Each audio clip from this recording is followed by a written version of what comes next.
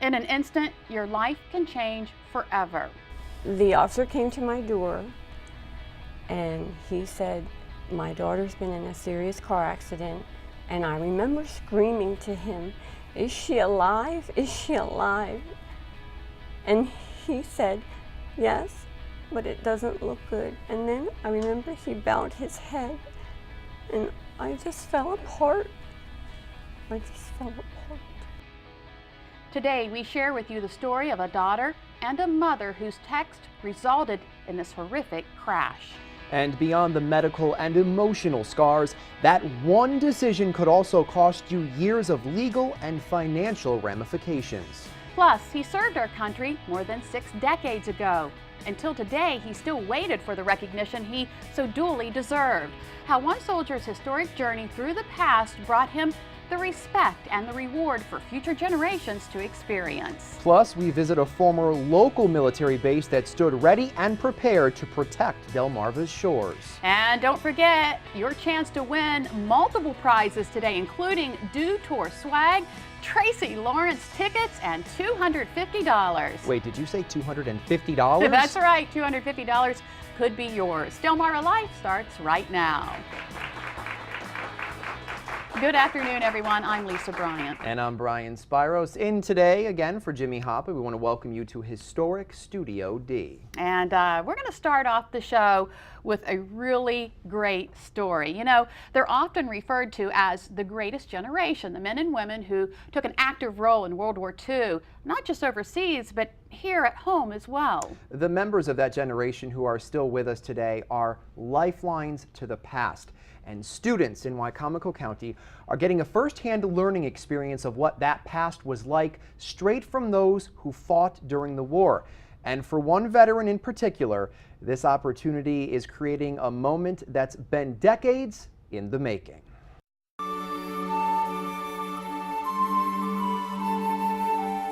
For 87-year-old Charles Mowbray of Salisbury, it's easy to reflect back on his time in the U.S. Navy during World War II. He has countless pictures and dozens of documents. This is the ship I was on, the light cruiser Wilkes-Barre. But it's the memories of war and the experience that have stuck with Mowbray as though it all happened yesterday. As long as anything, any action is going on, military action is going on, you do your job, just like you're trained to do. Each one of us was trained to do 4 or 5 different jobs just in the event something happened, I had to take somebody else's place. A native of Caroline County, Mowbray grew up along the Choptank River and enlisted in the Navy in 1944 when he was just 18 years old. When you're 17 or 18 years old, you do your job just what they tell you to do. You do it.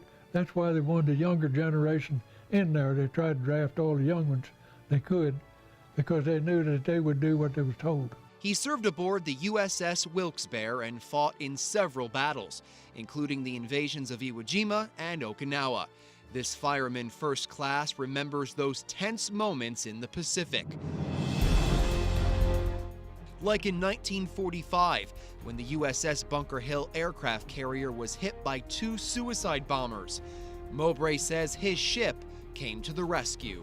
We broke formation, tied up to the ship, and brought the wounded ones over, gave them first aid, and fought the fire. I think we had about 25 or 30 of our fire hoses trying to fight the fire on the deck of the Bunker Hill.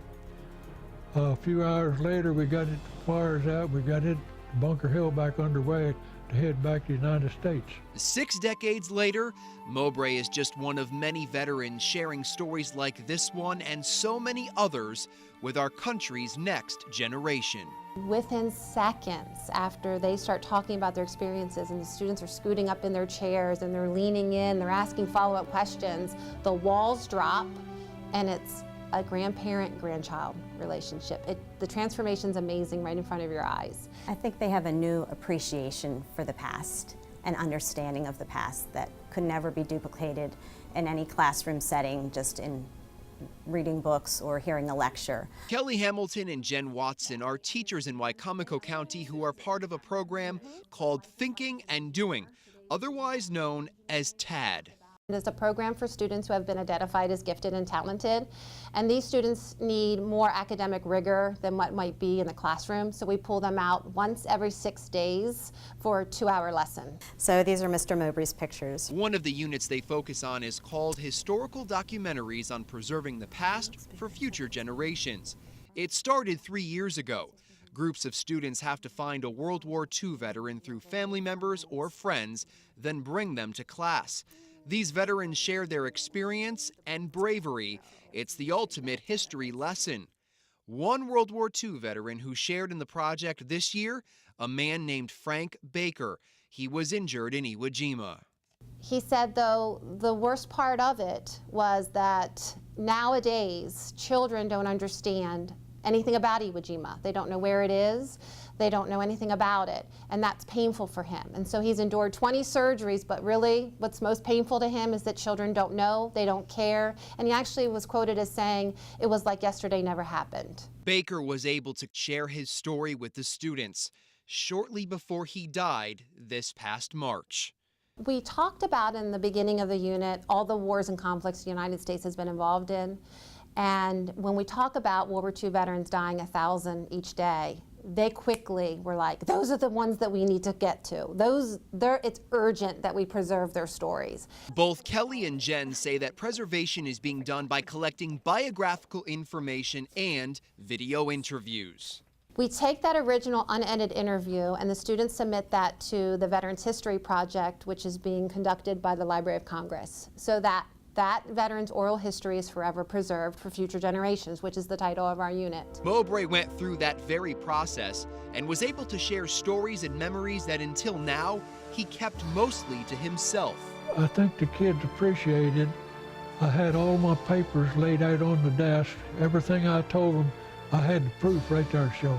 Of course, after it was over, they all come and give me a hug, and the teacher give me a hug. That's good for an old man. But in their conversations with Mowbray, the students discovered something shocking. So shocking that it prompted 8-year-old Leanna Morris to write a letter to Maryland Senator Barbara Mikulski. After talking with Mr. Mowbray, we realized there was something missing from his collection of photos and documents. There were no medals. He told us he didn't know why, but he never received any of them when he was discharged. He fought for our country, and he deserves them, but he never got them. He pulled out a piece of paper, and on that paper was the awards that he should have received, but didn't. And it was sad. Mr. Mowbray has been waiting for 67 years, and we don't want him to wait any longer.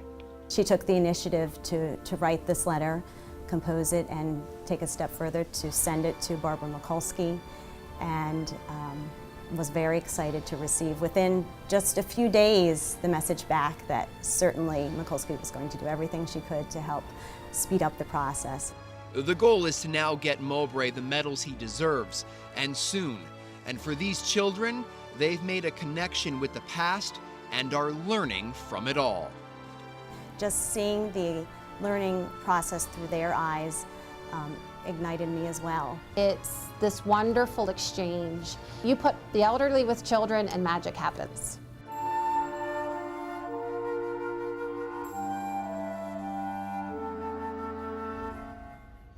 As if this story can't get any better, there is a surprise. Earlier today, Mr. Mowbray showed up to the North Salisbury School for what he thought was another visit with the students. It turns out it was not. With family by his side, as well as the students, teachers, and state officials, Mowbray received the medals and awards he's been waiting for 67 long years. It turns out Senator Mikulski's office was able to expedite the process and get those medals to Mowbray much earlier than expected. It was one big surprise. I really appreciate it. I waited 67 years before I got them. It makes me feel good and proud again. And this was also a surprise for Leanne Morris, who wrote the letter to Senator Mikulski asking for those medals. Her mother told me that she had no idea they were going to do this. So a happy ending to such a wonderful story. That is a very touching story and It a is. heroic story. And a little later on Delmarva Life, what about protecting the home front? How soldiers on Delmarva made sure enemy fire stayed far away.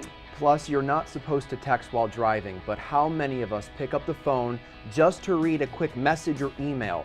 That's what one Talbot County teen ended up doing, and she was critically injured. Her touching story and what she's doing to make sure it never happens to anyone else. And speaking of technology, computers, tablets, smartphones, they can put our kids at risk of cyberbullying or predators. Jimmy speaks with a technology expert about how we can protect our kids. And for the past 3 weeks, we've been giving away $250 every day. Today is no exception. Your chance to win is coming up. You're watching Delmarva Life. We will be right back. Delmarva Life is brought to you by Sussex County Federal Credit Union, guiding you to your financial future. Peninsula Regional Medical Center, honored to serve the entire Delmarva Peninsula since 1897. Your local York and Mitsubishi dealers. And State Farm Insurance. Like a good neighbor, State Farm is there.